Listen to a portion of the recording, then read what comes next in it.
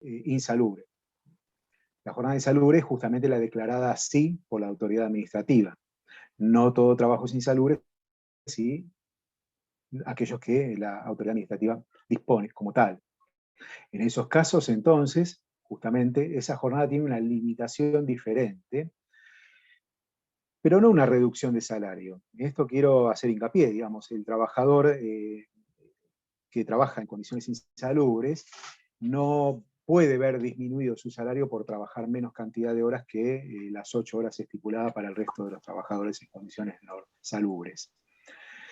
En este caso puede darse también, dijimos que el límite diario son de 6 horas o 7 horas si lo dispone el empleador, en todo caso con una facultad de disponer de un exceso, 7 horas, pero no con la posibilidad de exceder el límite fijado de 42 horas semanales, de 36 horas semanales, perdón. Acá no hay posibilidad de realizar horas extras, pero sí hay posibilidad de realizar horas extras cuando se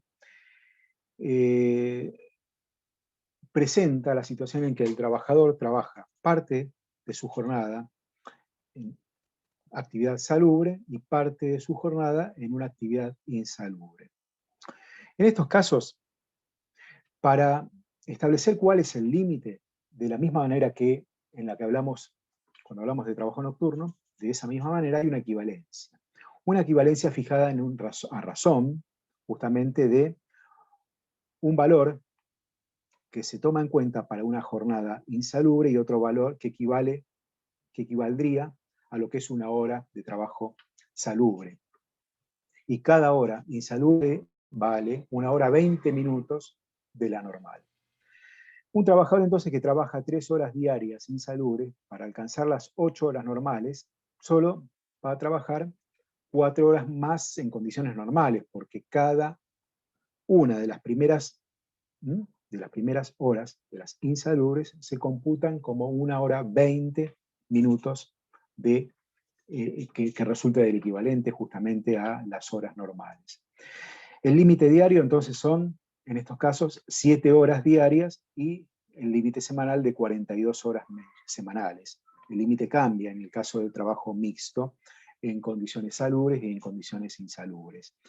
En el caso de la jornada mixta, el personal sí no puede permanecer en lugares insalubres más de 3 horas por día. Entonces, también hay una equivalencia, de la misma manera que se da en el trabajo nocturno, para los trabajos mixtos, salubres e insalubres. ¿Sí? La equivalencia está dada en función de lo que vale 1 hora insalubre en relación a 1 hora salubre. Lo que vale 1 hora insalubre es 1 hora 20 minutos de la normal.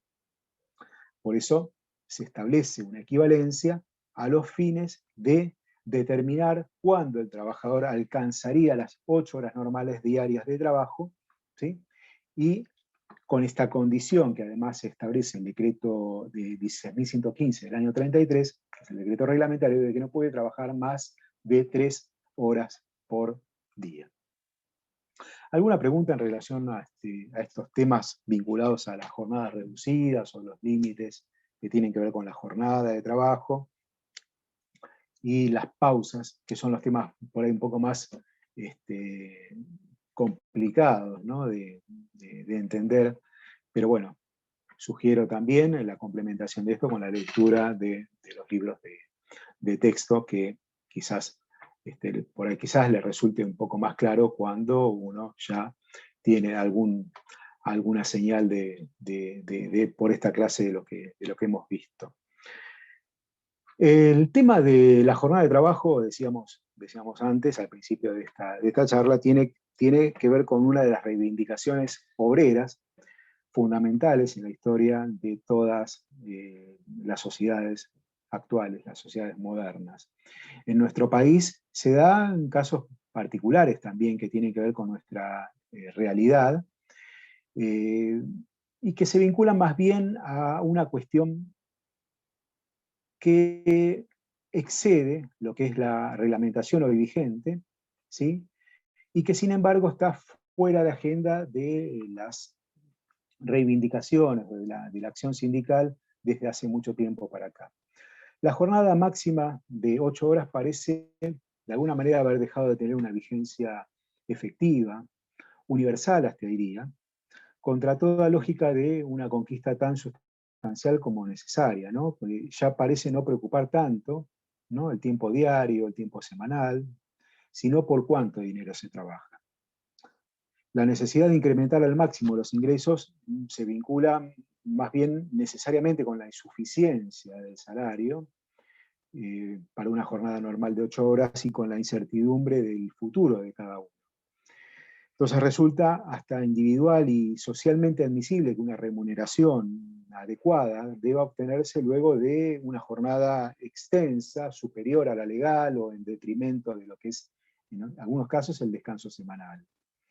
Una cultura que estamos viendo que se da a la productividad individual, que conduce a formas más bien de una remuneración a destajo, que es lo que vamos a ver más adelante cuando hablemos de salarios, una forma de pago de salario que tiene que ver con una actividad en particular, la remuneración a destajo, se paga en la medida de lo que se produce por el trabajador, una forma de aumentar la capacidad de consumo, y en cargos jerárquicos también esto se ve, ¿no? Parece que la regla general es la de mantenimiento del empleo y entonces nos olvidamos, o se olvidan estos trabajadores también del respeto a la jornada máxima de labor.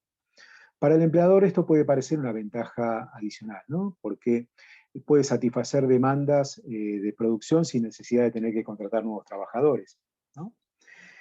Entonces notamos que el problema en realidad trasciende lo individual para transformarse en un flagelo social, y esto es una conclusión a la que han arribado muchos estudiosos de la materia, sobre todo de este instituto, en casos tan evidentes, ¿no?, también comprobables como pasa con los choferes de transporte de larga distancia, con falta de descanso, con pérdida de reflejos que, que se originan como consecuencia de la falta de un descanso adecuado, del trabajo en tiempos excesivos, ¿sí?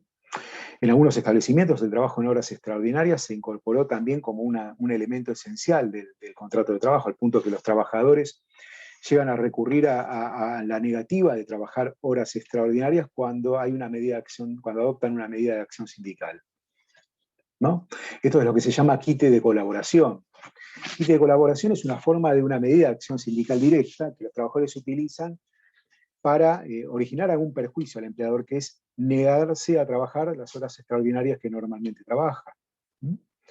También los empleadores llegan a impedir, en algunos casos, hacer horas extraordinarias a trabajadores en particular, a determinados trabajadores, como una forma de represalia para ejercer conductas de depresión o acoso moral en el trabajo.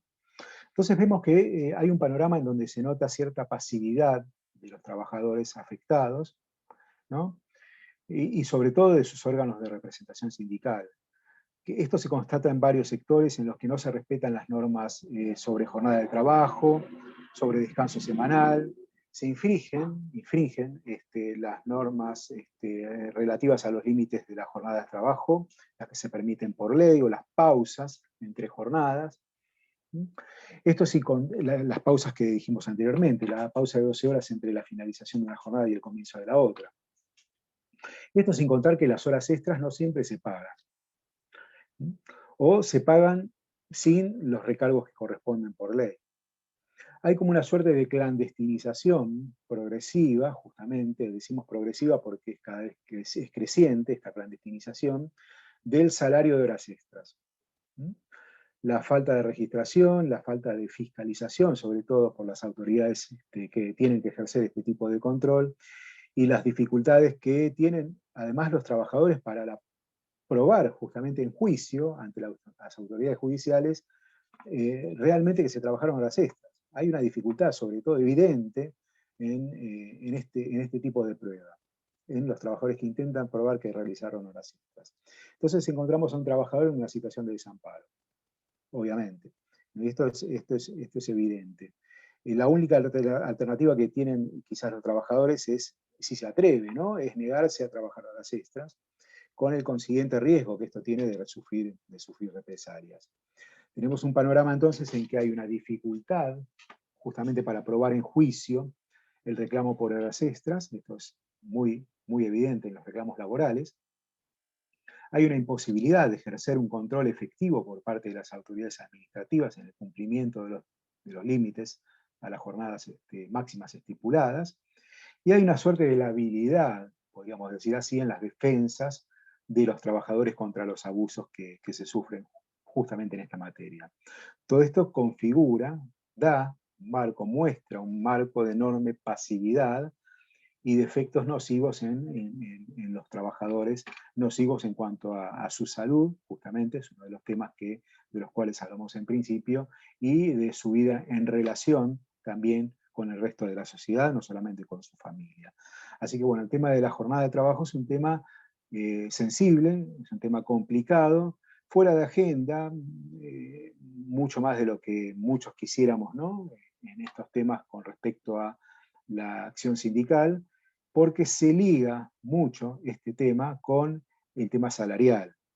¿Sí? El tema salarial está muy ligado al tema de la hora extra, de la jornada de trabajo, y por eso en este país no se discute, como en otros países en Europa, por ejemplo, donde sí es de permanente discusión la reducción de la jornada de trabajo sin la reducción del salario que corresponde al trabajador en una jornada anterior legalmente pactada. Bien, con esto un poco finalizamos y media con el tema de la jornada de trabajo. Es un tema que está muy ligado a otro instituto que vamos a ver a partir de la clase que viene, que es el de los descansos, y también con el instituto de la remuneración. Por eso los conceptos se ligan y se vinculan mucho el uno al otro, y esto a su vez proviene también de los diferentes temas que hemos conversado cuando hablamos de deberes y derechos de las partes. ¿Alguna duda, algún aporte? ¿Alguien quiere, en estos minutos que nos quedan, dar Profe, yo alguna quería hacer una referencia o tiene consulta. alguna plantea? Sí, sí. Si por ejemplo uno, no sé, trabaja en una juguetería, viste que en las jugueterías suelen dejar todos los juguetes en la calle. Y, por ejemplo, a mí me pagan hasta las 8, no es mi caso, pero por ejemplo, me pagan hasta las 8 y yo después, tipo a las 8 termino de atender y después de las 8 me tengo que quedar, no sé, 40 minutos todos los días juntando todas las cosas que están afuera. ¿Eso tiene que ser considerado como Por hora supuesto, porque extra? ni siquiera no es un lapso de inactividad. Ah, como hora ves, yo pensé que la pregunta apuntaba si eso es jornada de trabajo. Indudablemente que es jornada de trabajo. Sí, Ahora, lo porque que yo hay me estoy que, subordinando todavía al empleador. Pero obviamente, a mí lo me que hay pagan que, hasta las 8, no hasta 8:40, ponele. bueno, primero que nada hay un incumplimiento por parte del empleador, que es el pago de la hora trabajada, la hora realmente trabajada, la jornada realmente trabajada.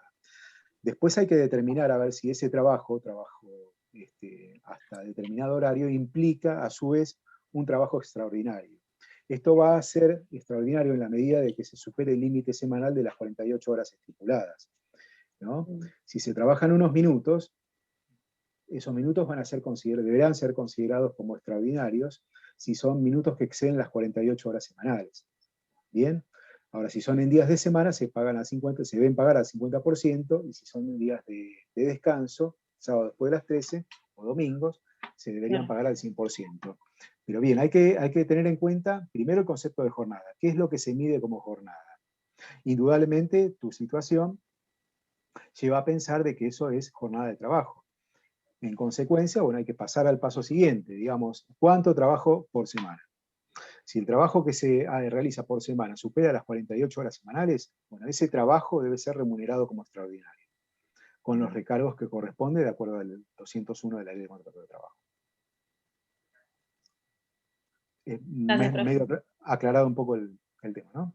Sí, sí, sí. Bueno, gente, nos estamos viendo entonces el martes que viene con descansos, ¿sí? De que descansen el fin de semana, que tengan un feliz día para mañana, todos los que son trabajadores, y aquellos que no lo son también o quieren serlo también, bueno, es justamente algo que hay que reivindicar. Justamente mañana tiene que ver con un día de lucha que se origina en justamente la necesidad de que se reconozcan las 8 horas legales que se habían fijado, valga la redundancia, por ley en Estados Unidos en su momento, y que no se respetaba por los empresarios. Esto derivó en una huelga que se inició el 1 de mayo, justamente, en todo el país, y que en la ciudad de Chicago tuvo tuvo las consecuencias más trágicas, ¿no? Con la muerte de muchos trabajadores. Una huelga que se inicia el 1 de mayo.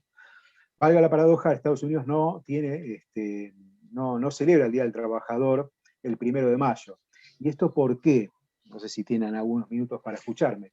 Esto obedece más bien a una cuestión vinculada a lo ideológico y político. Se asoció mucho la lucha de los trabajadores del 1 de mayo de 1886 a luchas que tenían que ver con un tinte comunista y anarquista, más bien anarquista que comunista. Entonces, los sindicatos en Estados Unidos que no estaban tan ligados a estas ideologías, ¿sí? No quisieron ligar esta lucha anarquista con su ideología, y celebran el Día del Trabajador en septiembre, un día diferente al 1 de mayo, que es justamente el motivo por el cual se celebra el Día del Trabajador en el resto del mundo. Pero bien, 1 de mayo, Día del Trabajador, tiene que ver con la lucha obrera en el logro de la jornada de 8 horas diarias que finalmente se consiguió hacer respetar por los empleadores en Estados Unidos, y bueno, y esto sirvió como ejemplo para el resto del mundo. Bien, bueno, muchas gracias a todos. Nos vemos el martes. Buenas noches, Adiós. gracias. Chao, Gracias. Buenas noches, gracias. Chao, gracias.